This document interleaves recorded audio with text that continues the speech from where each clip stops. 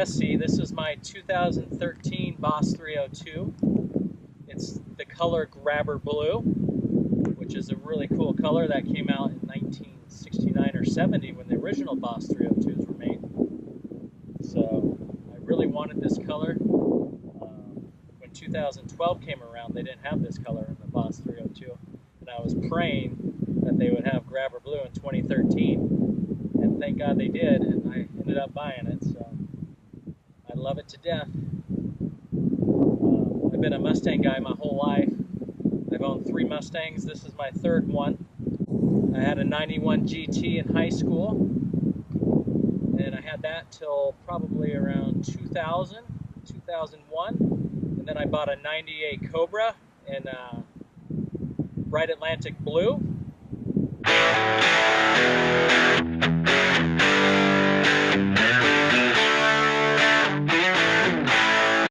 So yeah, this is my 3rd Mustang. My whole life. I'm 40 years old almost, so maybe I'll get a 4th one someday. We'll see. There's a few cool things about a Boss 302. It has factory side pipes right here on both sides. So when you get it from the factory, there's a restrictor plate in there, and it has a hole in it like this big. So it's super quiet. You can't even hear the side pipes. But now you take the restrictor plate out, and the hole's like this freaking big, and it freaking screams and it pops and crackles. Hopefully you'll hear it on the video today. It sounds pretty awesome. It is awesome. So that's a really cool feature about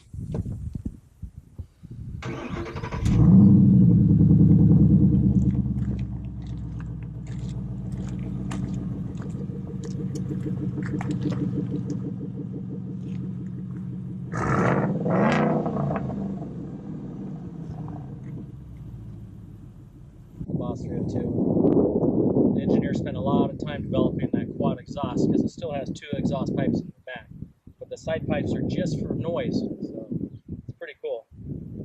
Also, the Boss has adjustable shocks on all 4 corners. You adjust them with a little screwdriver right on top of the shock tower.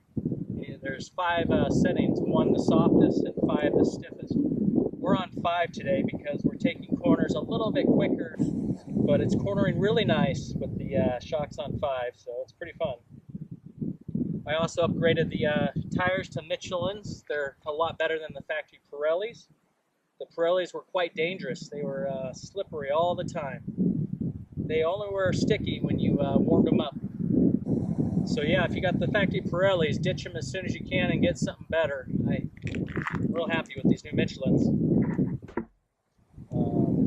The car only had 2 options from the factory when you ordered one. One of the options was floor mats and a car cover with the matching stripe. So I got that option as the first option. And then the second option was the Recaro race seats with the Torsen limited slip differentials. So the seats really hug you in corners. They're super comfortable. And the Torsen in the back differential really allows you to accelerate out of corners a lot sooner, and no skidding, or just goes, man. It's awesome. Yeah, it's really excellent. You can really feel the diff working when you're driving the car.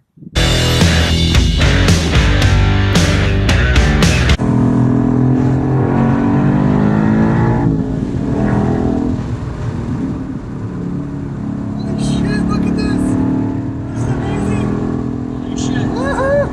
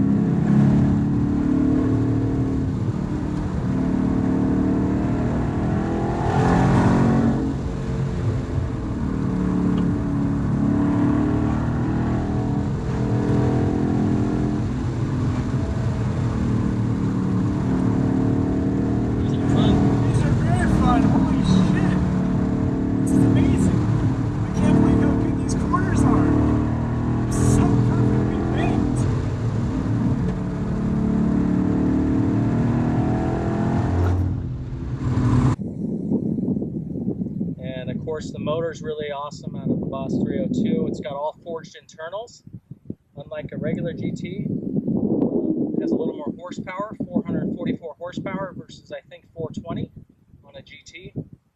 It also has a red line of 7,500 RPM, so it really screams. I've heard of people chipping them and raising the red line to over 8,000. I don't know if I would do that, but you can do it apparently. I think you have to upgrade maybe the clutch, because the clutch in these things is not the best. Well, it is a Boss 302, meaning it's 302 cubic inches, which coincidentally is a 5.0 liter motor also, so that's kind of cool. So the GTs have a 5.0 badge on it, and then this has a 302 on it, which is cool. I don't remember how it got the Boss name. I think back in the 60s, the designer said they were going to build the car for the boss of the company.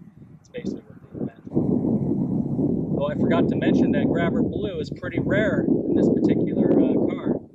They only build, I believe, 435 in this color, and 367 of them are in the United States. The rest are out of the country. So it's pretty rare, only 367 of these bad boys. So it makes it feel kind of special to me. Definitely. It's the only Grabber Blue Boss 2 I've ever seen. And the stripes, I believe, are made by 3M. If you get in the right light, they turn silver. The whole thing turns silver. So they're super reflective. Yeah, they're amazing. It's pretty awesome. It's crazy. It's almost like a reflective road sign or something. It is, yeah. Which is cool. It's definitely one of the top 3 cars I've ever driven. I've never driven anything super crazy except for a 458 Italia in Vegas on the racetrack. That was my bachelor party gift to me. That was probably the best car I've ever driven in my life, I would say. It was amazing. I would rank this probably my 3rd. I don't remember what my 2nd favorite was at the moment, though.